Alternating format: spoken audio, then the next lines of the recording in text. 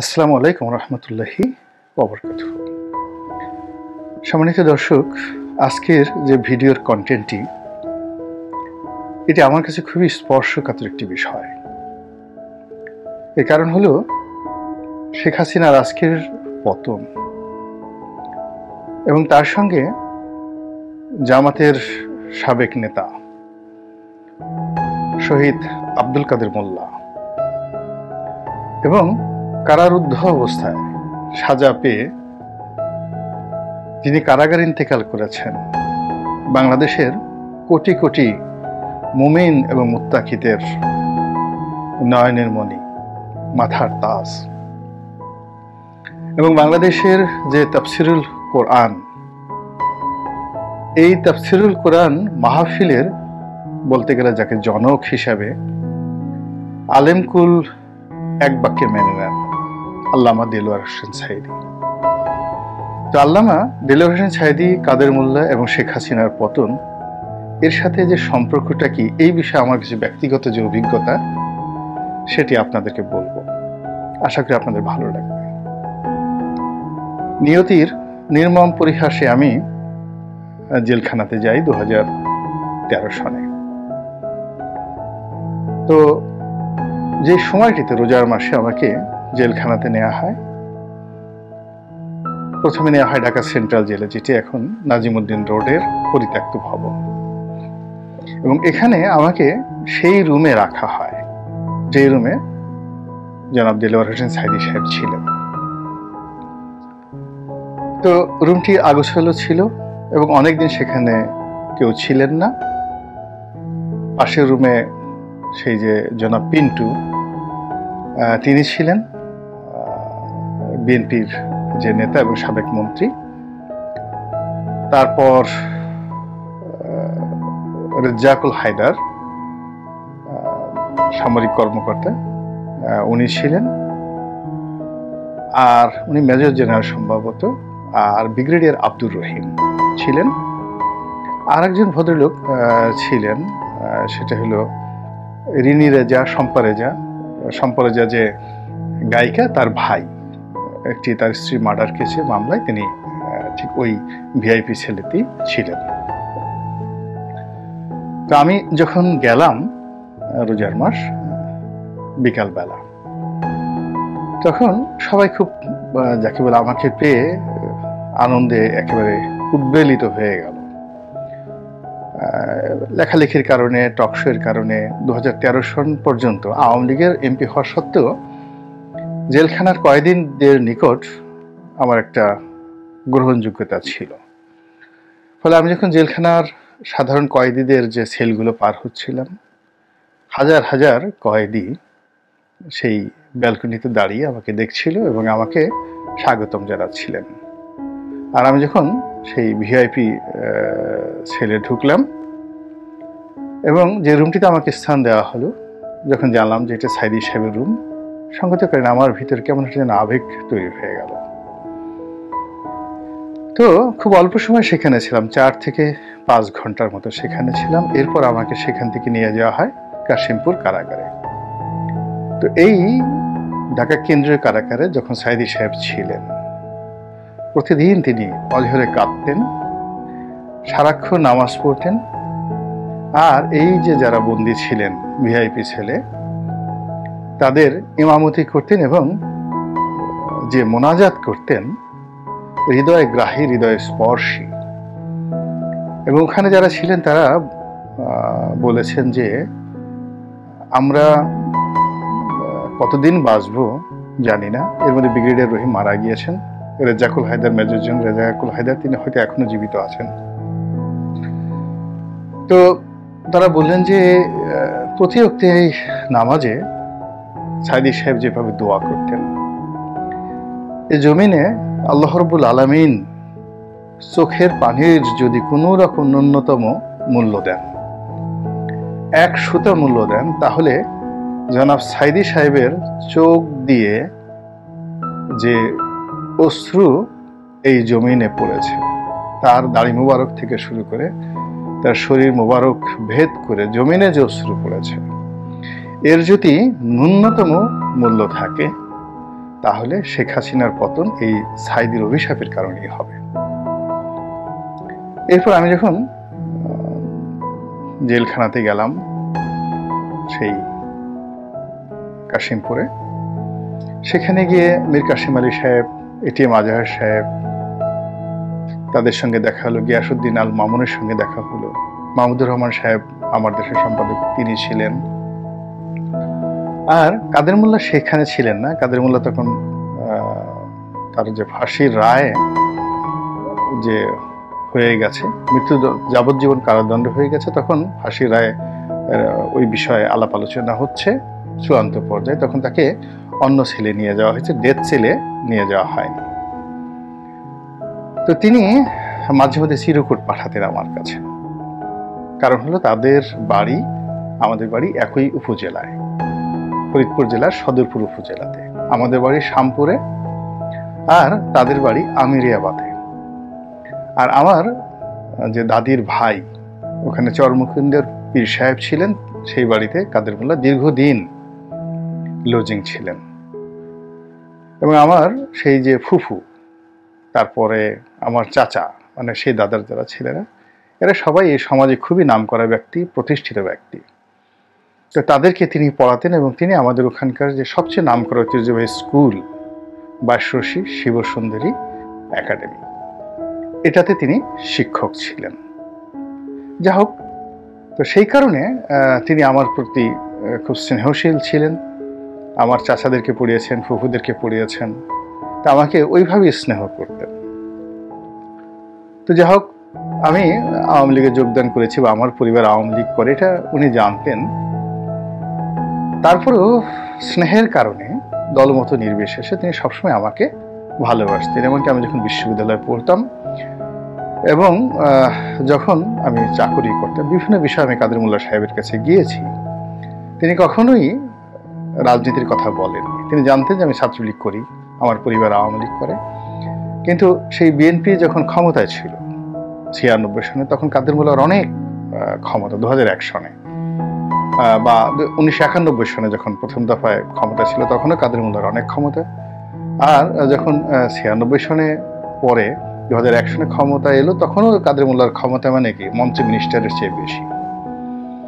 তো সেই সময়টিতেও আমি বিভিন্ন প্রয়োজনে তার কাছে গিয়েছি এবং তিনি কখনোই জিজ্ঞাসা করেন সঙ্গে সঙ্গে। আমার যেমন শাহ আব্দুল হান্নান সাহেব যখন এনবিআর এর চেয়ারম্যান, তার কাছে কাজ ছিল, কাদের মোল্লা সাহেব সঙ্গে সঙ্গে টেলিফোন করেছেন। সালাউদ্দিন কাদের চৌধুরীর কাছে কাজ ছিল, গিয়াসউদ্দিন কাদের চৌধুরীর কাছে কাজ ছিল, যখন যেখানে দরকার তিনি সেটি করেছেন। ফলে এই সম্পর্কটা তার সাথে আমার অনেক আগের থেকে ছিল এবং সেই কারণে তিনি, আমি জেলখানাতে ছিলাম, তিনি চিরকুট পাঠাতেন। তারপর শেষে আমরা তার জন্য খাবার পাঠাতাম এখান থেকে। আবার তিনিও মাঝে মধ্যে খাবার পাঠান। তার যে সেবক ছিল, তো কাদের মোল্লার তো ওষুধপত্রগুলো আমাদের ওখানে ফ্রিজ ছিল, সেই ফ্রিজের মধ্যে তিনি সেটা রাখতেন। তো কাদের মোল্লা সাহেব যখন ঈদের দিন উন্মুক্ত করে দিয়েছে নামাজ পড়ার জন্য, তিনি সকালবেলা, আমি ঘুমিয়ে আছি দিনের সকালবেলা, এসে একটা ধাক্কা দিয়ে তিনি আমাকে উঠিয়ে ফেললেন। উঠানোর পর তিনি বললেন যে, আরে তুমি মিয়া আসছো, আওয়ামী লীগ করো, তোমার যে চিন্তা চেতনা বা তোমার যে চরিত্র, তোমার যে লেখাপড়া, তুমি তো আসলে আওয়ামী লীগে থাকতে পারবে না, তুমি আওয়ামী লীগ করছো কেন, তোমার আসলে জামাত করা উচিত। আমি বললাম যে, মোল্লা ভাই, আপনি এটা কি ধরনের কথা বলেন? আপনি জামাত করে এখন ফাঁসির আসামি, আর কদিন পরে আপনার ফাঁসি হবে, আপনার দলের লোকজনের এই দুরবস্থা, আপনি আমাকে এই কথা বলতেছেন। তো উনি স্বভাব সুলভ হাসি দিচ্ছিলেন এবং বলছেন, তোমার সাথে অনেক কথা আছে, তুমি এই সমস্ত বাদ দাও, কি ফাঁসি ঠাসি, এই সমস্ত যা হয় হবে, সেটা পরের ব্যাপার, আদর্শ তো এটা বড় ব্যাপার। তা আমি বললাম, ভাই আমি গোসল করে এসে একটা দল, আপনি বসেন, তারপর আপনার সাথে কথা বলবো। তো কাদের মোল্লার সঙ্গে আমার আর কথা হয়নি। এর কারণ হলো, আমি গোসল করে আসলাম, এরপরে আমাদের নামাজ হলো। আমাদের যখন খাবারের আয়োজন হবে, উনি আমাদের সঙ্গে খাবারে বসবেন, ঠিক এই সময়টিতে জেলের যারা কর্তা ব্যক্তি, জেলার ছিল সুভাষ, আর ওখানে যিনি জেল সুপার তিনি ছিলেন জাহাঙ্গীর, তিনি আবার আমাদের সাথে দেখা করতে আসবেন। এই জন্য কাদের মোল্লাকে সেখান থেকে সরে যেতে বলা হলো এবং তিনি খাবার না খেয়েই মুখ কালো করে সেখান থেকে চলে গেলেন। তো মনটা খুব খারাপ হয়ে রইল আমাদের সবার ঈদের দিন। জেলের লোকজন আসলো, স্যার কথাবার্তা বললো, কিন্তু আমরা কাদের মোল্লার যে সান্নিধ্যটা এটা কল্পনা করছিলাম। তো যা হোক, আমি যেদিন জেল থেকে বের হয়ে আসবো, 49 দিন জেল খেটে বের হয়ে আসলাম, তখনই তিনি আমাকে একটি চিরকুট পাঠালেন যে, রনি, তুমি তো জানো আমি কে, এবং তুমি জানো যে মুক্তিযুদ্ধের সময় আমার ভূমিকা কি। যদি তোমার দয়া হয় বা কখনো যদি সময় হয়, তুমি এই কথাটা বলো বা লিখো, যেহেতু তোমার লিখার প্ল্যাটফর্ম আছে, যে আমি সেই কাদের মোল্লা নেই, কসাই কাদের আর কাদের মোল্লা এক মানুষ নয়। আমি এটা পেয়ে খুব আবেগপ্রবণ হয়ে গেলাম এবং আমি স্থানকাল পাত্র ভেদে জেল থেকে বের হয়ে এই কথাটা একটা ফেসবুকে স্ট্যাটাস দিলাম, আর সারা বাংলাদেশ এটা রীতিমতো একেবারে ভাইরাল হয়ে গেল। তারপরে কাদের মোল্লাকে নিয়ে যে সকল কথাবার্তা শুনেছিলাম মীর কাসেম সাহেবের নিকট, গিয়াসউদ্দিন আল মামুনের নিকট, সে সকল স্মৃতি, তার ভালো খাবার, তার চরিত্র, তার চমৎকার গান গাওয়ার অভ্যাস, চমৎকার গলায় তিনি রবীন্দ্রসঙ্গীত গাইতেন, তো এই বিষয়গুলো নিয়ে আমি লিখেছিলাম। কিন্তু যেখানে আমার সবচেয়ে কষ্ট লাগে আজকে, সেটি হলো তিনি বলছিলেন যে শেখ হাসিনার সঙ্গে তার খুব ভালো সম্পর্ক এবং তিনি শেষ পর্যন্ত বিশ্বাস করেছিলেন, একেবারে শেষ দিন পর্যন্ত, যে শেখ হাসিনা তাকে ফাঁসিতে লটকাবে না। এর কারণ হলো জামাতের সঙ্গে যখন আওয়ামী লীগের সম্পর্ক ছিল, রাজনৈতিক ঐক্য ছিল, সেই সময়টিতে জামাত এবং শেখ হাসিনার মধ্যে ব্রিজ হিসেবে কাদের মোল্লা সাহেব কাজ করতেন। এর কারণ হলো তার বাড়ি ফরিদপুরে। আর যেহেতু তিনি আগে ছাত্র ইউনিয়ন করতেন, রাজেন্দ্র কলেজে যখন পড়াশোনা করতেন ছাত্র ইউনিয়ন করতেন, তো ফরিদপুরে যারা রাজনীতিবিদ তাদের সবার সঙ্গেই তার চরম বন্ধুত্ব। এরপরে যখন তিনি সাংবাদিক হিসেবে চাকরি করেছেন এবং বঙ্গবন্ধুর জামানাতে যখন তিনি ঠিক ওই রাইফেলস পাবলিক স্কুল অ্যান্ড কলেজের তিনি প্রিন্সিপাল ছিলেন, ভারপ্রাপ্ত প্রিন্সিপাল ছিলেন। স্বাধীনতার পরপর তিনি উদয়ন স্কুল, যেটা বিশ্ববিদ্যালয়ের মধ্যে, সেখানে শিক্ষকতা করেছেন এবং সাদেকা হালিম তার সরাসরি শিক্ষিকা ছিলেন। এই জগন্নাথ ইউনিভার্সিটির যখন ভাইস চ্যান্সেলর, সাদেকা হালিমের সরাসরি শিক্ষক ছিলেন। তো সাদেকা হালিম আমাকে একদিন বলতেছিল, আমার রুমা আপা বলি, তো আমি বললাম যে আপা তুমি জানো, বলে যে রনি তুমি কি বলো, উনি তো আমারও টিচার ছিলেন, তো উনি কি সেই কাদের মোল্লা?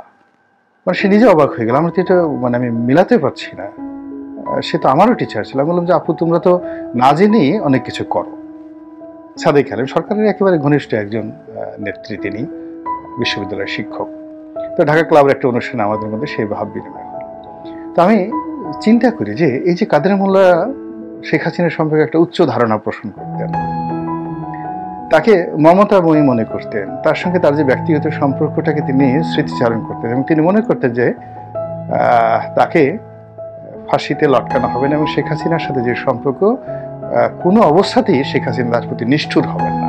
একই অবস্থা কিন্তু সালাউদ্দিন কাদের চৌধুরীরও ঠিক সেই বিশ্বাসটা ছিল এবং তিনি আমাকে বলেছেন, সালাউদ্দিন কাদের চৌধুরী একান্ত সাক্ষাৎকারে অনেক আগে, সেই উনি তখন বিএনপিতে যোগদান করেনি, শেখ হাসিনার সাথে তার যে ব্যক্তিগত সম্পর্ক, তো এই বিষয়গুলো নিয়ে আরো বলবো, সুন্দর করে আরো পরবর্তী বলবো। তো কাদের মোল্লা যখন ফাঁসিতে লটকানো হয়ে গেল বা তার ফাঁসি রায় হয়ে গেল, তখন আমার বিশ্বাস যে তার বিশ্বাস যেটা তিনি শেখ হাসিনাকে নিয়ে রেখেছিলেন সেটি কেঁপে উঠেছিল। তিনি খুব শক্ত মনের মানুষ, বুক ডাউন দিতেন এবং তার গায়ে অনেক শক্তি ছিল, কুস্তি লড়তেন। কিন্তু তিনি শেখ হাসিনার সাথে তার ব্যক্তিগত সম্পর্কের কথা স্মরণ করে কিছুটা হলে বিমর্ষ হয়েছিলেন। তিনি হয়তো কেঁদেছিলেন, তিনি হয়তো অভিশাপ দিয়েছিলেন। তা না হলে এই যে জুলাই মাসের 5 তারিখে 2024 সনে সারা পৃথিবীকে সাক্ষী রেখে, জমিনকে সাক্ষী রেখে আল্লাহ রাব্বুল আলামিন শেখ হাসিনার যে পতন ঘটালেন, এর পেছনে এরকম কাদের মোল্লা, এরকম দেলোয়ার হোসেন সাঈদী সহ কত মানুষের অভিশাপ, কত মানুষের আর্তনাদ, কত মানুষের অশ্রু, কত মানুষের দীর্ঘশ্বাস আকাশে বাতাসে আবর্তিত হয়েছে এবং তার চারিদিকে কিভাবে ঘূর্ণিপাক তৈরি করেছে। আফসোস শেখ হাসিনা সেই জিনিসটি বুঝতে পারেননি। জেলখানা থেকে বের হয়ে আমি সবকিছু লিখেছিলাম, আশা করেছিলাম তিনি আমাকে ডাকবেন বা আমার কথা শুনবেন এবং আমি তাকে বুঝিয়ে বলবো অনেক কিছু, কিন্তু তিনি ডাকেননি। আর আমার যে অভ্যাস, কেউ না ডাকলে, সম্মান করে না ডাকলে, মর্যাদা না দিলে, পৃথিবীর সমস্ত নিয়ামত দিয়েও আমি সেই জায়গাতে যাই না, আমাকে কেউ নিতে পারে না। আল্লাহ আমাকে যতটুকু দিয়েছেন ততটুকুর মধ্যে আমি সবসময় ভালো থাকার চেষ্টা করেছি, আগেও ছিলাম, এখনো আছি এবং আগামী দিনগুলোতে আল্লাহ যদি বাঁচিয়ে রাখেন এই চরিত্রটাই আমি রাখতে চাই। কারো লেজুর বৃত্তি করে, তেল দিয়ে, বা আমি যেটার উপযুক্ত নই, কেউ আমাকে সেটা দিলেও আমি এই বিষয়টা নিতে রাজি নই। আল্লাহর দয়া চাই, করুণা চাই, আর আপনাদের দোয়া চাই। আসসালামু আলাইকুম ওয়া রাহমাতুল্লাহি ওয়া বারাকাতুহু।